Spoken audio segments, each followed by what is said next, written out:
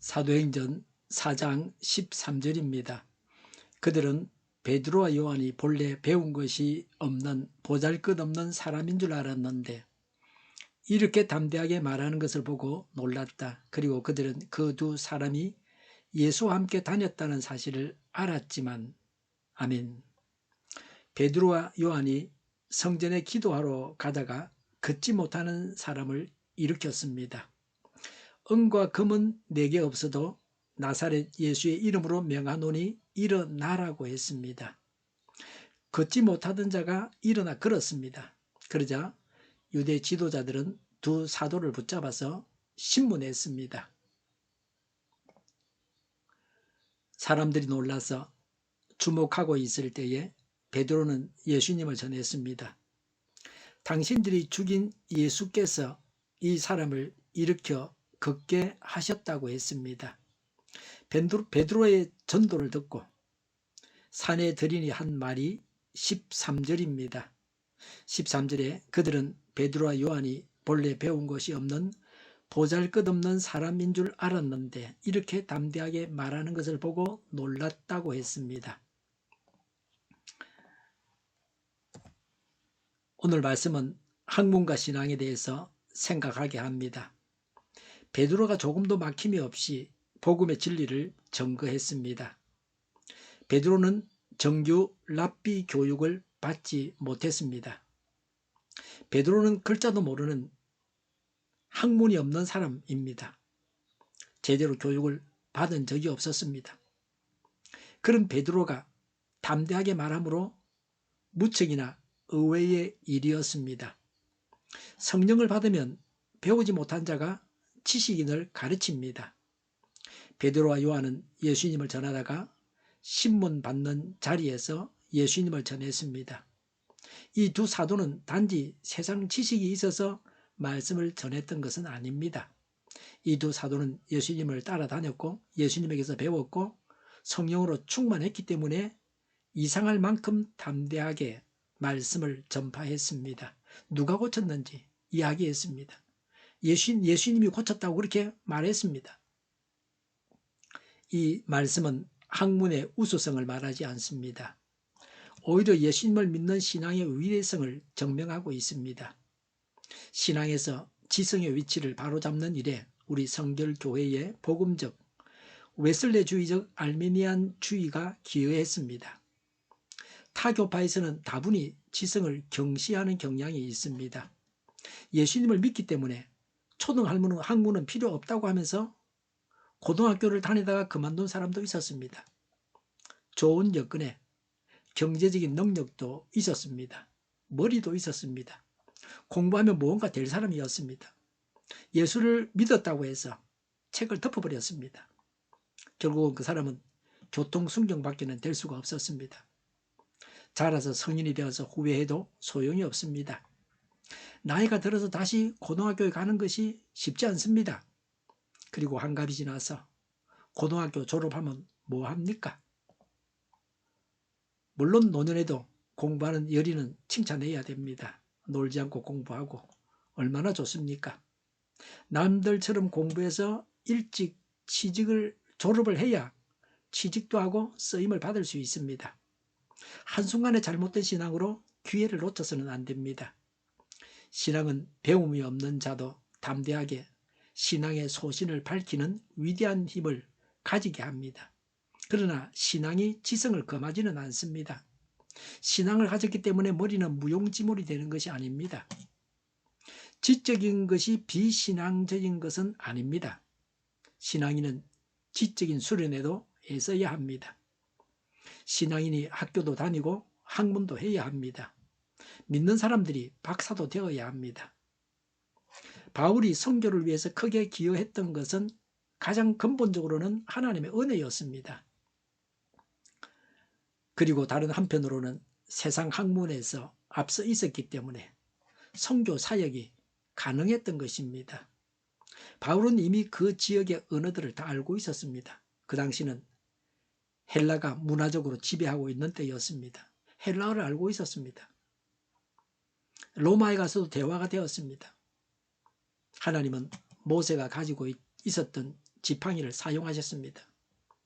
우리가 소유한 것을 하나님께서 사용하십니다. 학문에 능통하다고 하는 것은 하나님께서 그 방면으로 사람을 사용하시게 합니다. 언어를 말할 수 있어야 그 나라에 가서 복음을 전하고 선교사가 될 수 있습니다. 말도 못하면서 어떻게 선교하겠습니까? 물론 하나님이 하시지만 하나님은 외국어를 하는 사람에게 그 나라에 보내가지고 복음을 전하게 하십니다.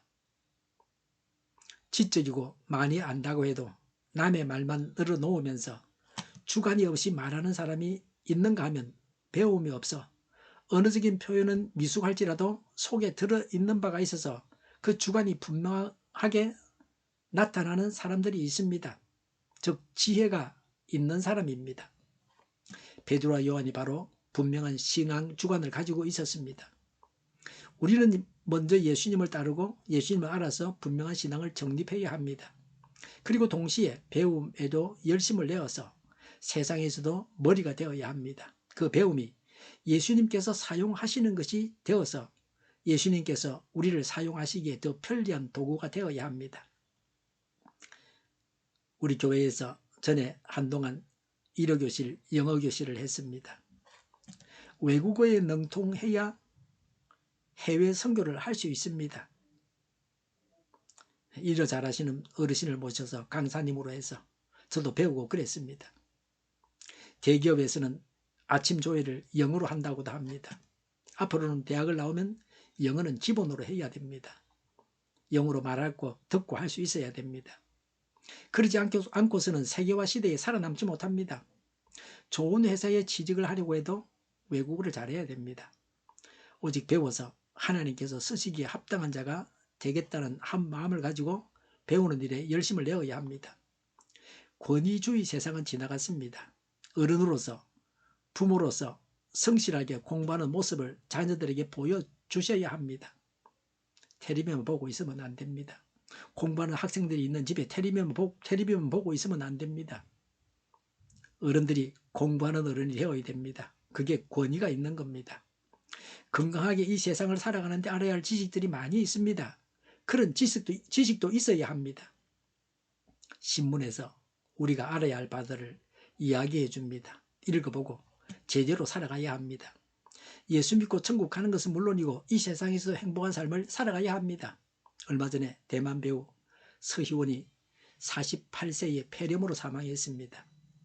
노인들이 폐렴에 걸렸다가 사망하는 경우가 허다합니다. 우리 주변에 여러분들이 폐렴으로 사망했습니다. 저는 장례식에 가면 사망 원인이 뭐냐고 물어봅니다. 병명이 뭡니까? 폐렴은 전에는 무서운 병이었습니다. 지금은 약이 좋아서 그리 무서운 병은 아닙니다. 물론 어르신들이나 노약자들에게는 위험한 질환입니다. 제가 폐렴에 여러 번 걸렸습니다. 그런데 의사 선생님을 잘 만나서 폐렴을 치료해서 매번 나았습니다. 제가 전에는 호흡기 질환으로 1, 2년에 한 번씩 병원에 다니면서 며칠씩 알아 누웠습니다. 제가 일하는데 굉장히 힘들었습니다. 아플 때는. 설교하는데 아프면 굉장히 힘듭니다. 경영학 세미나를 듣는데 강사가 백신을 맞으면 시간 관리가 잘 된다고 했습니다. 알아 누워서 일을 하지 못하는 그런 경우가 없다는 거죠. 그때부터 폐렴과 독감 백신을 맞았습니다. 저는 백신 부작용이 없었습니다. 백신을 맞은 후로는 호흡기 질환으로 알아 눕는 일이 없었습니다. 너무 좋아가지고 잠을 줄이고 활동하다가 대상포진에 걸린 적이 있었습니다. 그 후로는 잠을 충분히 자고 있습니다. 65세 이상은 한번 폐렴 백신을 무료로 놔줍니다. 맞지 않은 분들은 반드시 맞아야 됩니다. 학문에 능통해야 합니다. 많은 외국어를 말해야 합니다. 하나님을 믿는 신앙도 깊어야 합니다. 세상에서 알아야 할 지식들도 알고 있어야 합니다. 그래서 하나님께서 서시기에 합당한 자가 되어야 합니다. 기도하겠습니다. 깊은 신앙을 가지고 학문에도 또 세상 지식에도 깊이가 있는 자가 되게 하여 주시옵소서. 예수님을 분명하게 전가하는 확실한 신앙을 가진 또 성령 세례 받은 저희가 되게 하옵소서. 교회가 분열되지 않고 하나가 되게 하여 주시옵소서. 교회가 한 목소리를 내게 하옵소서. 전쟁이 그치고 평화가 오게 하여 주시옵소서. 모두가 그리스도를 믿고 하나님이 주관하시는 나라가 되게 하옵소서. 이적 단체들과 적과 통일로 나아가게 하는 자들이 없게 하옵소서. 이 땅에 다시는 전쟁이 일어나지 않게 하옵소서. 적과 통일되지 않게 하옵소서. 자유민주 국가로 전쟁이 아닌 평화롭게 통일을 이루게 하옵소서. 성령을 대적하는 자가 없어지게 하여 주시옵소서. 하나님을 대적하는 법과 있어서는 안 될 법을 만들지 않게 하옵소서. 있어야 할 법을 폐기하지 않게 하옵소서. 교회가 하나가 되어서 하나님을 대적하는 자들을 지지하지 않게 하옵소서. 정의가 강물처럼 흘러가게 하여 주시옵소서. 정의로운 판결이 내리지게 하옵소서. 정책 판결하는 자들과 악한 판결하는 자, 재판을 지연시키는 자들이 사라지게 하옵소서. 재판을 지연시키는 악법이 폐기되게 하옵소서. 법원이 정의롭게 하옵소서. 언론이 공정하게 하옵소서. 일하는 자들이 정당한 대우를 받게 하옵소서. 놀고 먹는 자가 없게 하여 주시옵소서. 일을 만드는 자가 아니고 일을 하는 자가 되게 하옵소서. 파업과 시위가 그치게 하옵소서. 나라를 망하게 하는 모든 규제들이 사라지게 하옵소서. 눈먼 지도자, 악한 지도자, 어리석은 지도자, 자기 배만 불리는 지도자, 나라를 망하게 하는 지도자가 사라지게 하옵소서. 앞을 보고 선악을 분별해서 알고 앞길을 제시하고 섬기는 지도자만 있게 하여 주시옵소서. 하나님께서 주신 근세로 섬기는 자가 강해지게 하옵소서. 지도자들과 이 백성들에게 선한 것을 분별하는 지혜를 주옵소서.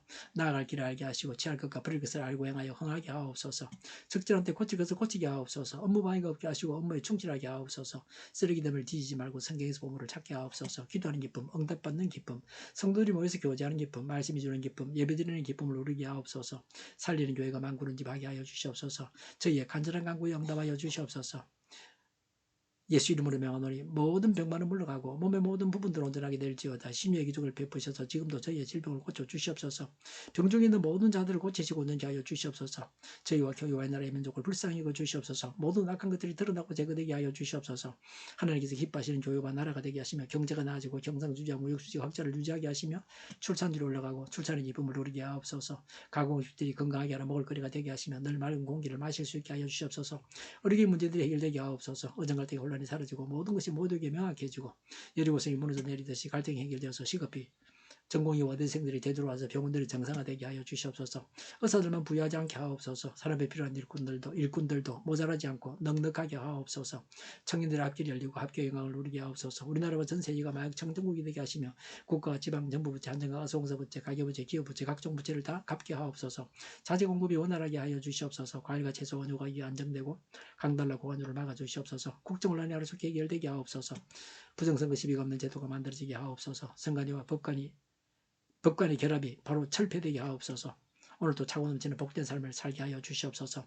감사와 찬양을 주님께 돌려드리며 예수님의 이름으로 기도하옵나이다. 아멘.